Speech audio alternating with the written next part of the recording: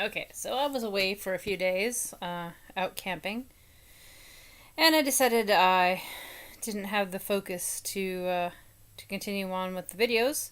So we're back, and this is chapter 5 of the Wicked Stepmother, and we're just gonna plow right on through this.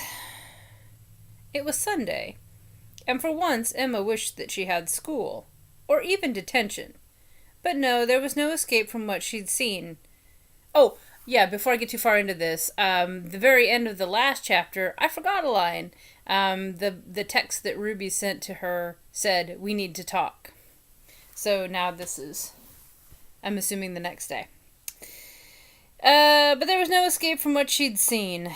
It felt like she'd taken a drug. Well, yeah, you did. The cool metal she touched was cold as the Arctic, and sun-baked concrete was the Gobi Desert. Looking at a wall had her imagine Regina pinning her against it. Seeing an ice cream truck made her fantasize that Regina was running a popsicle over her body. Going to Granny's was at least a distraction. She didn't go inside. She sat on the bench across the street. It was a nice day. Everyone would assume she was just people watching. Not pinching her thighs, trying to cure herself of thoughts of Regina, of Ruby, both of them and her. It was a slow day for the diner. Emma could see through the windows. Ruby spent more time cleaning than serving people. Her abbreviated ensemble and punkish leather collar were wasted on a few day laborers who'd skipped breakfast and hurried through brunch. But Granny was letting her off easy. When the place was spick and span, Ruby leaned on the counter, staring off into the distance. Emma saw Granny ask her if she'd like to sit down, rest her feet. Ruby shook her head. Emma watched as Ruby the keys, read her a last-minute riot act, and left. Ruby locked up after her and took an envelope out of her apron. She pulled it open and looked inside like someone with a full wallet going through their cash. Her cheeks were red. Emma felt herself lifted up, walked across the street, and her hand brought against the glass door, right where the sign was flipped to closed. The envelope put away, Ruby opened the door for her. She locked it behind her. "You said we should talk." Emma planted herself in a booth, almost scrunched down in her seat. Ruby's hands were cinched together. "Yeah, you want something to eat? I could throw some eggs on, no charge." "I'm not hungry." Emma scrubbed at her eye. It felt like she had a screw in it. "Well, that's an interesting thing to have in your eye." "What did you want to say?" Ruby sat down across from her. She straightened out her hair, stopping with her hand twined in her fringe. "I don't know. You want to share your feelings? Maybe?" Her eye twitched until it was done. "What, like I wrote an essay?" "I just want to know—" "Shit, are you telling anyone?" Ruby snapped. "No," Emma shook her head, like she couldn't put enough distance between her and that idea. It was unthinkable. "I would never do that to her." "Did you tell her about me?" "No point in asking who." "I didn't," Ruby said, holding her hair aside now. It trickled through her fingers. "What, like water? I don't know." That's an odd thing to say. "She wouldn't have liked that." "Okay," Emma nodded to herself, before resting her chin on her hands as if to hold it still. "So I'm not going to tell, and you're not going to tell. So, should I leave?" A single solitary follicle, one follicle, mind you, stayed between Ruby's fingers. The rest laid limply against her scalp. She pulled at the strand of hair, making it taut. "I thought you might be curious." "Curious?" "About us. I thought you would have questions." Emma felt her jaw going slack. "I do."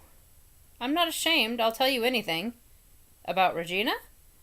A shudder seemed to go through Ruby at the name, climaxing in a nod. Climaxing in a nod! Woo!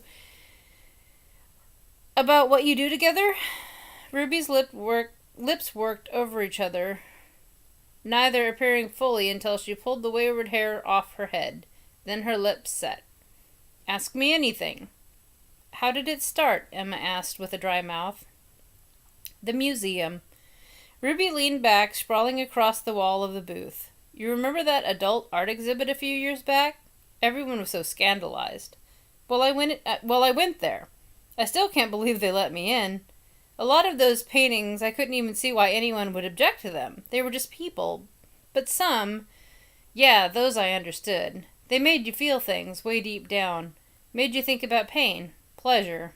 One of them sort of held on to me. It was beautiful. I bought a copy later. I keep it in my room, hidden, but sometimes I look at it. When I'm alone, I mean. Her eyes were hooded, soon closed. It's of this woman. She's not naked, but her clothes are so tight that they're almost a straitjacket. Her hands are behind her back. Maybe they're bound, or maybe she was just holding them that way. There's a rope around her neck, too. Not like a leash or a noose. Like silk. To keep her from breathing when she's not supposed to breathe. And there's a blindfold over her eyes. All you can really see is her mouth. It's open, and not quite smiling, but not quite screaming either. She looks so beautiful, Emma, I can't explain it. Maybe the description said she was in pain. Maybe the artist intended for her to be in pain. But I could just tell that it was good. She wanted it. Emma could picture it, like a quick glimpse of something TVMA while you were flipping through channels. You hoped no one saw it. You pretended not to see anything, but really you wanted to know. How long did you look at it? Long enough for Regina to notice. She, brought me to drink. My mouth had gotten dry and I hadn't noticed, but somehow she had. She started talking to me about how good it was to see a young woman with an interest in art. You know her spiel. I was in awe of her even then. I just went along as we walked through the museum, always from all the people who would have loved to listen to the mayor chatting up a hot young thing. She asked me how it made me feel. I was in high school then. Oh, see, so she has a pattern. Go figure. I was in high school then, so I'd written enough essays to bullshit about female oppression and speaking up for yourself, and she said, "That's very insightful, although I must say it just makes me horny." Emma swallowed. Did she touch you there? No, not for a long time. But she told me she had this collection, and that I could see it if I wanted. Ruby's jaw twitched. Twitch? I think he means twitched. The memory seemed powerful. She opened her eyes to look at Emma, trying to share it, split between them. I knew it was wrong. Yeah, it is, duh. No, not wrong. That's what people would call it, but it wasn't wrong. Yeah, it is, Ruby, because you were in high school. But I knew a lot of people wouldn't approve, and I guess that's why I agreed. And she did touch me, just her hand. She just took my hand in hers and squeezed, and Ruby shook her head, breaking her eye contact with Emma. It sounds like so little, but she can be overwhelming. You know, right? You know how she can be. Regina ran her thumb over the back of my hand. It felt like I'd been alone without ever realizing it, and now I was finally part of something. The next day I went to her house. I wanted to go there all night. I laid awake in bed, but I couldn't move. I thought about it, but I would picture in the morning it was like no big deal. I told myself I just couldn't sleep, insomnia or something. But I went to Regina's house. Ruby bit her lip. For a few moments she just breathed, her eyes dashing away from Emma's, looking out the window around the diner, like someone might have snuck in just to eavesdrop on them. Emma looked down at her hands flat on the table. Her thumbs had wrapped around the edge, the knuckles were white. You couldn't think of anything else? Emma asked, almost sullenly. Ruby faced her again. She had a 1,000-yard stare, an addict's stare, excited and obscene and rueful all at once. Regret, but not enough to regret what had happened. Regret that it hadn't happened sooner. Rueful that it hadn't happened more. Anyone else, Ruby said. You've seen a lot of her paintings. They're not really erotic, unless you know what to look for. But this time they spoke to me, and I could see what was beneath them. And she showed me her private collection, down in the basement. She ran her hand over her face. A light glaze of sweat was building. She grabbed a napkin to wipe it away. She was so gentle. Not that she touched me, not then, but the way she talked to me, and looked at me. I was so used to being judged. The way I dress and the way I talk and act. No one ever really listened to me. I had to shout just for them to notice, but not with her. She listened. Emma breathed at the same time as Ruby. She understood you. She was me, Ruby insisted. She was a part of me, or I was a part of her. Ruby almost stood, turning and sliding a little ways out of the booth, then stopping. Her hand was on the table, the fingers pressed flat. Hers and Emma's pointed to each other. Are you sure you don't want something? Not even a glass of water? Finish the story. Ruby sat back down. Have you seen the private collection? No, you know I haven't. It's the kind of thing you can almost smell on someone. It wasn't like donkeys and midgets or anything like that. It wasn't uncouth. It was Regina's. Just beautiful people enjoying themselves. I understood that. You'd understand it, but so many people would just see the obscene things. The breasts, the cocks, the whips, the blood. But that was just part of the pictures. Just part of life. Yes, yes, Ruby banged her hand on the table. She took me back upstairs, and she showed me some of her own photographs in her office. She was a budding photographer. That's how she put it. Not amateur, budding. And it wasn't tits and ass, it was sunsets and nature. You know how this town can be. She made it look like a fairy tale. There's beauty all around, Miss Lucas, you just have to look for it. Is that what I'm doing here, looking for beauty? Perhaps it's me that's looking. After all, I seem to have found it at long last. Emma looked at Ruby's hand on the table. Closer to her than it had been before. There was something tempting about it, something curious. Had it touched Regina? Had it entered her? Had Regina kissed it, sucked on it, ran it across her face? When was your first kiss? Later. Always later. She made me wait for it, want it. That first day, the sun was setting. She asked me if I'd like to take some pictures in the good light. She let me use her camera. Regina had on this dress, you know the one, or do you know the one? Alexander McQueen, I think. Red with this pattern on it. Your eyes follow it, but it never seems to end. She posed for me, did little dances, made little faces. There wasn't anything naughty about it, but we could both feel something. The way I looked at her through the lens, you know, you could see it when the photos developed, how I was in love with her.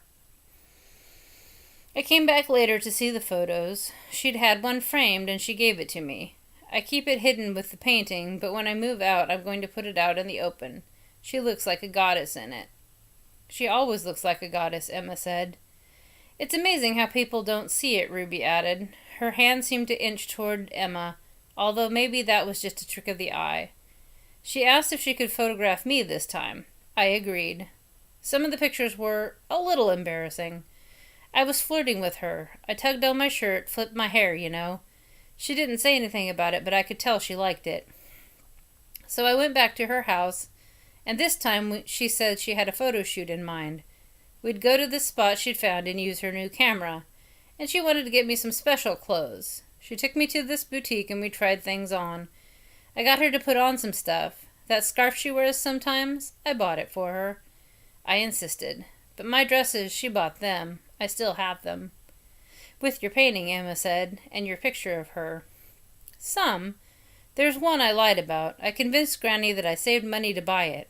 I hardly ever lied to her before. Mostly she just doesn't ask.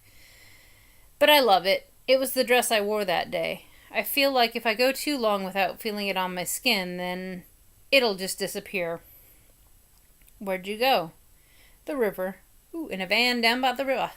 Anyway, the river. A few miles past the old toll bridge, there's a lagoon. She actually got me to go in with my new dress on. Ruby smiled at the memory, not a tease, not a grin. An effervescent joy. Emma tried to remember seeing that before. It seemed almost private. I had to lift it up and wade in up to my knees, but the pictures Regina took, it was how she saw me, and I could touch it. I could hold it in my hand. She kept taking pictures of you. Yes. Ruby moved with blinding speed, taking her hand from the table to Emma's wrist. It felt right, the pressure she was putting on it. It felt real. I know how people look at me. Cheap, jailbait. When she photographed me, I looked beautiful. You are beautiful. Not like this. This was... Ruby's eyes seemed misty. Helen of Troy, Cleopatra, Angelina Jolie. Here, I brought some with me. Of course she did. Ruby reached under the table into the tiny hip-hugging apron she wore. There was a pocket in the front of it. She brought out an envelope and pressed it into Emma's hand. Her hand slid away. Emma wondered if she wanted to put them back in her apron. She opened the envelope. It hadn't been sealed, and she could imagine Ruby paging through it again and again. She took the pictures out, a thick stack of them. The first few were just of Ruby. She was wearing her waitress outfit, but it seemed more demure in the pictures. Maybe it was the way she was shy, a little awkward, and used to being photographed. Emma moved the photos from the front of the stack to the back as she went, the little sound filling up the diner, louder than either of them breathing. Ruby got used to the camera quick. She struck poses, girlish things, doing a little rock star hand gesture, grabbing herself, playing her leg like a guitar. Emma could imagine Regina behind the camera, smiling beatifically at the antics, laughingly urging her along. Then some photos in black and white. They seemed more professional than the casual shots earlier, some monkeying around with the format. Regina being perfect again. Ruby wore a man's suit tailored to fit her femininity. She was more serious, though it alternated with shots of her cracking up, gesturing at the woman behind the camera. "Come on, lighten up. Play with me. Let me have the camera." Who knew? In one photo, she jokingly choked herself with her own necktie. In the next, the tie let off the photo's borders, held by the photographer, Regina. Emma looked up. Ruby was staring at her, dining on every little face she made, every furrow in her brow, every squint, and every wide eye. She was waiting for something. Emma went to the next photo, still looking back at Ruby as if asking a question, then her eyes dropped back down. It was the lagoon. Ruby wore a dress. It was amazing. Shades of red and black, sleek and flattering, with leather forming a kind of jacket to top off its tight curves.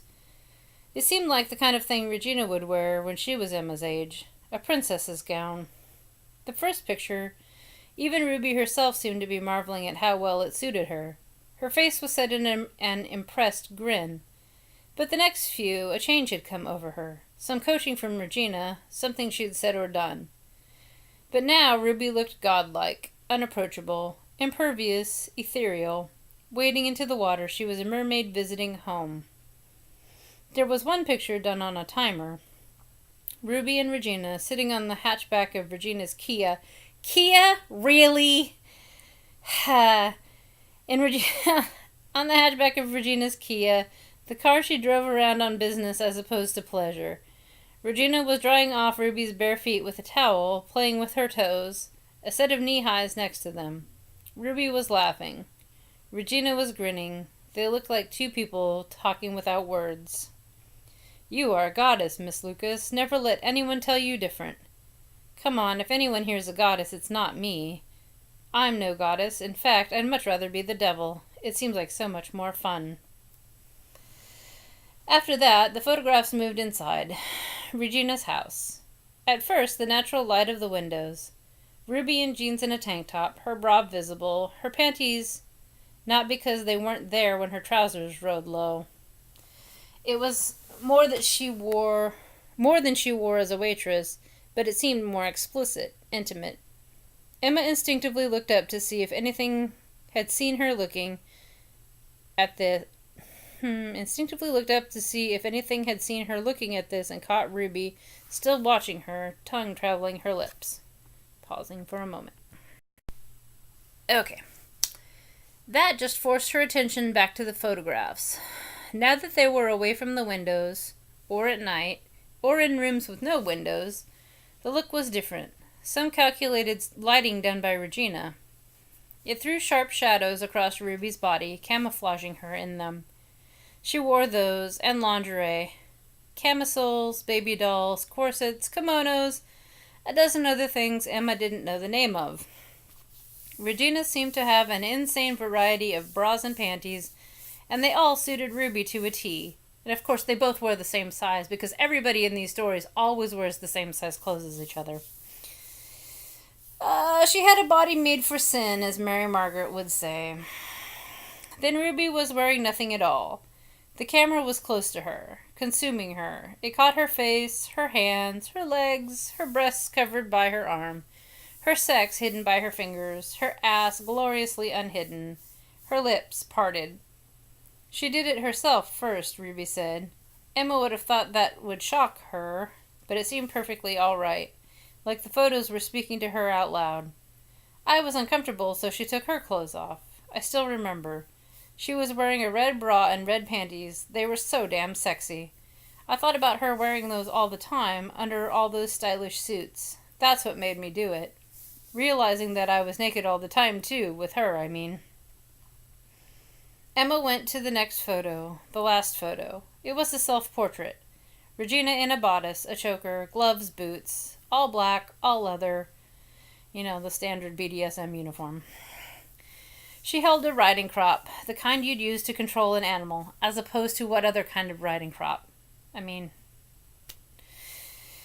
That's when you kissed her, Emma said softly. She would have. No. Gently, Ruby pulled the pictures out of Emma's slack hands. She put them back in the envelope. It wasn't until my high school graduation that I really... Ruby's hands tightened on the envelope, a note of possessiveness. The paper crinkled as she tucked it away. She photographed me when I was on stage. It seemed so innocent. Everyone was taking pictures. But when I had her eyes on me, I couldn't breathe. I could barely speak, barely even accept my diploma. Sweat ran down my body. I felt it over my breasts, between my legs. Everyone else went out partying, but I saw Regina's car at the curve. She looked at me. She just... Ruby held up her hand. It was shaking, but she still managed to crook her finger, so I went with her. Did you know what was going to happen? Emma asked, not sure how she knew, but she did. Part of me, Ruby half smiled. I felt wonderfully alone with her. Alone together. All my family had booze and dancing, but I had her. I was special. Yes, that's what they always say. We went back to her place. I didn't tell Granny where I'd gone, which I'd always used to do. She just assumed I was out partying with everyone else. Regina, she popped a bottle of champagne, showed me how to drink it. How first you smell, then you toast, then you drink. Slowly, not like cheap beer. Then she said something about getting me out of my scratchy robe. The room she'd taken me to had this amazing mirror. It looked like something Marie Antoinette would own. I looked at that, and I think I saw myself as Regina saw me. I never looked at myself that way before, as a woman. What did she say to you? Emma had to know. Had to. Ruby closed her eyes, remembering. She wouldn't share it. It was too private. Hers and hers alone. There was another break. So, my pet, what are you going to do when you grow up? I thought I was grown up. Not quite yet. No one's made a woman out of you yet. If they had, you wouldn't still be working at Granny's diner. Okay. I don't know. I'll figure something out. Have you considered being a whore? Well, that's a nice question. A what? If you were a whore, I could give you some money and fuck you right now. I'd fuck you so hard, Ruby. I'd make you come. I'd make you mine. Oh my God, really? That's so out of character. Come on now. Okay, so we had another page break. I watched in the mirror, Ruby said, like it was happening to someone else. I had to keep telling myself it was happening to me, that it was really happening, and that it was happening to me.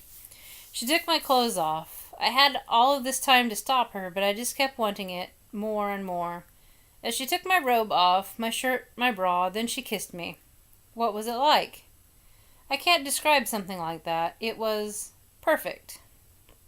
I took my panties off for her. Then she held me from behind with an arm around my throat like a bad guy taking a hostage in some action movie. But her other hand, Emma, her other hand, I saw it in the mirror. Look, Ruby.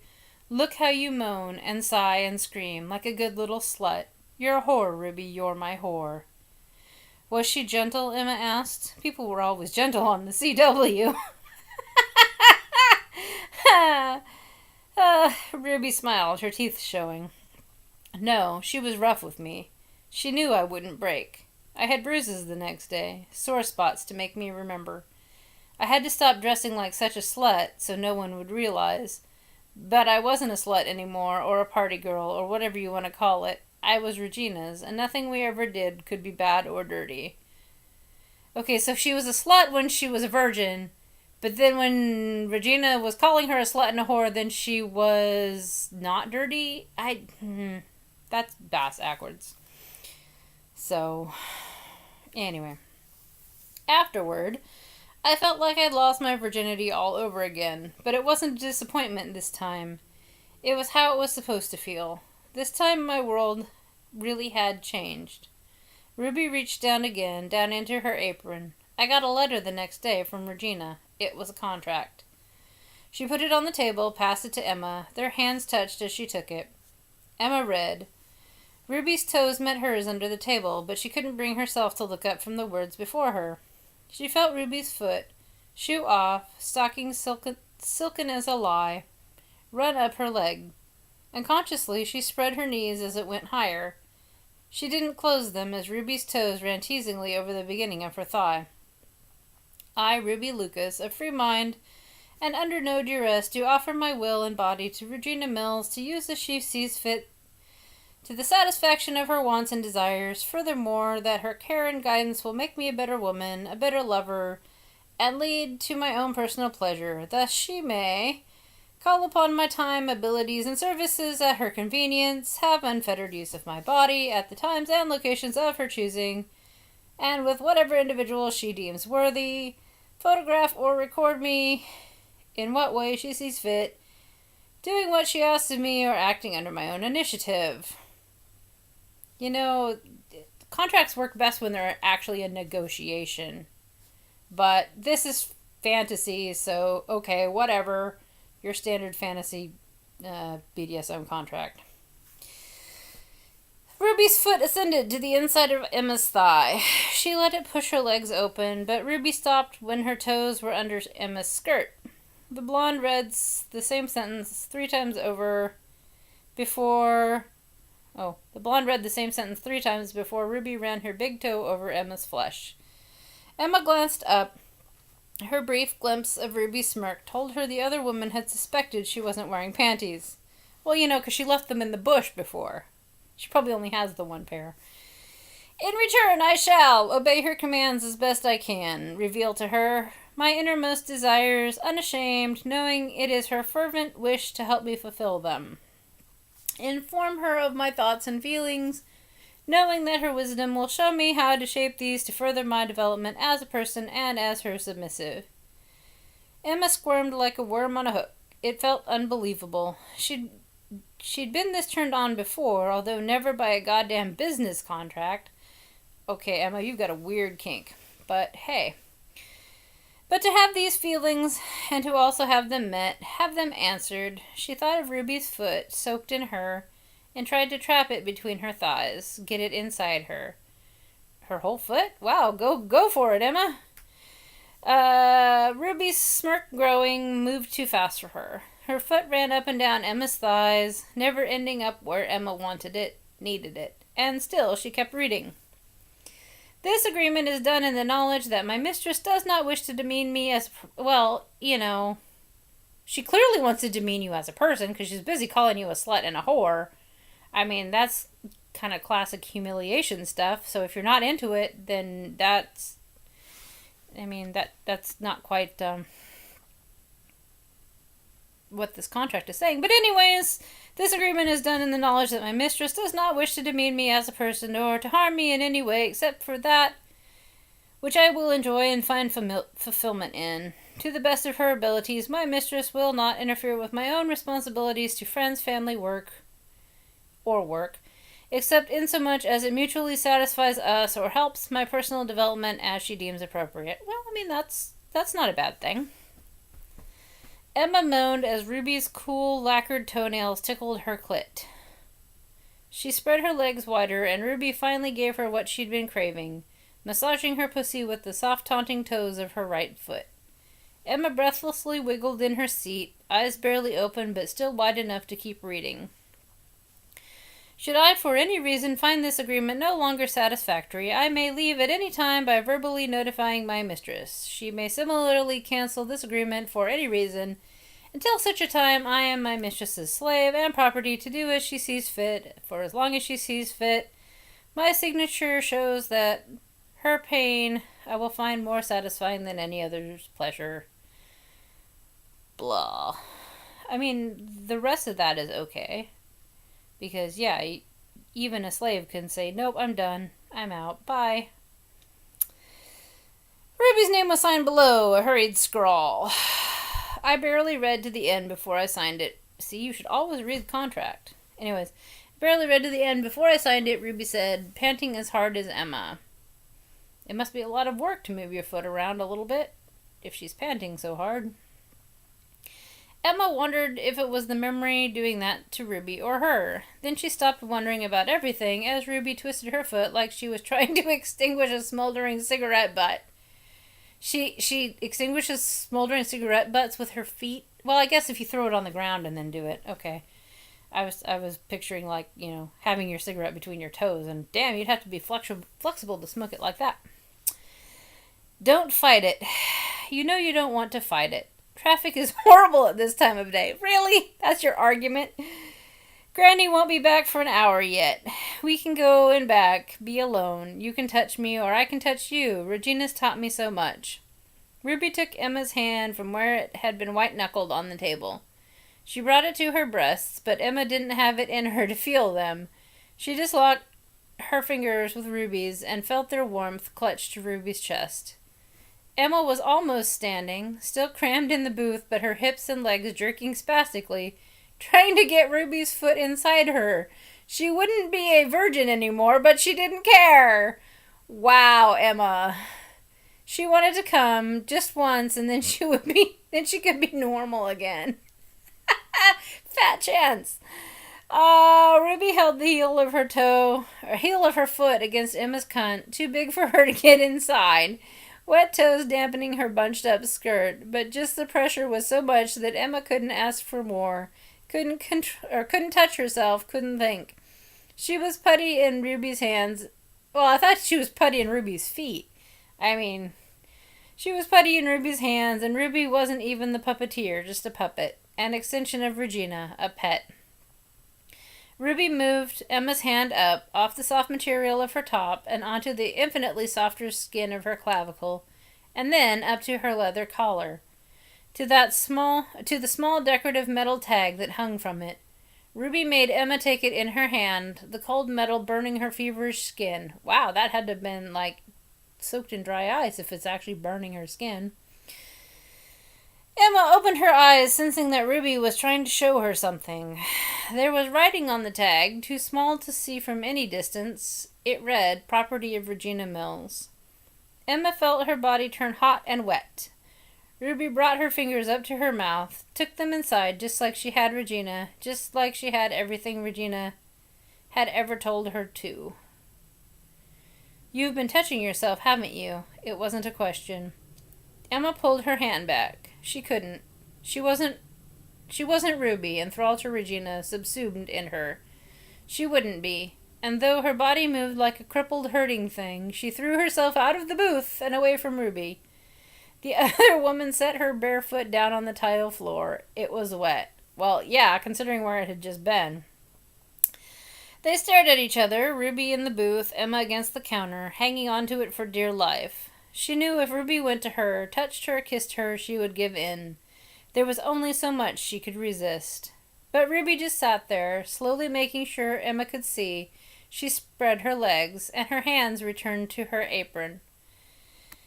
Emma ran outside, the door automatically locking behind her. Even that teensy separation cleared Emma's head a little, let her force in thoughts of baseball and Mitt Romney and kittens. But she still wasn't clear enough to run the right way. She fled around the corner, running back along the building so she passed Ruby at the window. Ruby was touching herself in earnest now, head tilted back, strands of hair lovingly clinging to her face, held by a sudden sweat. Her open mouth worked in endless circles, widening, closing, but no sound came out. It was all trapped inside, waiting. If Emma stayed, she'd hear her orgasm. Right through the window, where everyone could hear, see. Even though Ruby's eyes were closed, she still felt Emma's eyes on her. She paused, bringing her fingers to her mouth and tasting their wetness. She made the same face as she had when she tasted Emma. Go see Regina, she mouthed, her hand trailing back down her body. Go see her. So that chapter actually had kinks in it that are, well, kinks or fetishes that I hold, and it still was boring as fuck. I'm sorry. You know, I think he could have done quite a bit better writing that, but hey, whatever. It was what it was. I mean, meh. And, yeah. Cliche, trope. But then again, this was written in, season 1 or 2, so you read one fic like that, you've read them all. I mean, I'm pretty sure I've read similar in Harry Potter. I've actually written similar in roleplay back in the day for Harry Potter, so that's all I have to say about that chapter. It had smut. Standard run-of-the-mill, blah. Slave contract, which is the same fantasy slave contract that everybody writes. Yeah, real life, if you're entering into a contract like that with a dominant, you negotiate shit. You don't just say, yes, mistress, I will do anything you have. I've had guys send me messages saying, mistress, I want to be your slave and I will do anything. And that's where most of us who are experienced in the lifestyle go, ooh, I really wanted to try amputation play. Yeah, bullshit. Bullshit fantasy that, is espoused by porn. Not a lot of bearing in real life. I mean, there were some good things in that contract, but that's all I had to say about it. Anyways, we'll move on to chapter 6 next.